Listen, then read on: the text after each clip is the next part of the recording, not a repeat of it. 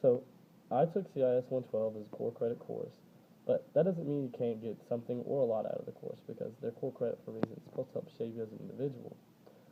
So my favorite part of CIS was definitely taking what we did in our learning organizations and applying them to what we did in class because that's what you do in the real world with your jobs and in businesses and stuff. You take what you do out in the real world and you bring it in and you present on it, you do projects on it, and you use it. So it definitely had a lot of real world applications, and that's something you don't see a lot. So that was really helpful and really useful. The biggest challenge that I encountered was definitely working with the service learning organization, especially because my group didn't get started until after midterms because of issues with the management.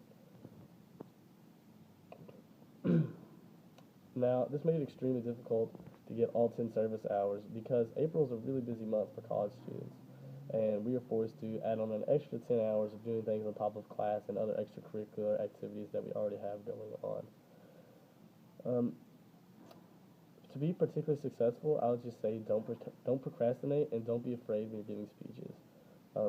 Procrastination, obviously, while not done on purpose by us in my group, it led to a lot of struggling. So definitely don't do that. And for the speeches, it's a small class. You shouldn't be nervous. Everybody gets up and everyone makes mistakes. So don't be afraid or don't be nervous about any of that. The big picture lessons I'll take away will be to always be prepared and to always try to work well in groups because that's really going to save you when it comes down to it is how well you and your group can work together to get a job done or something. But yeah, essentially that's what I learned in TS 112, and for any incoming students, that's what you should look to as well because that will help you to be successful.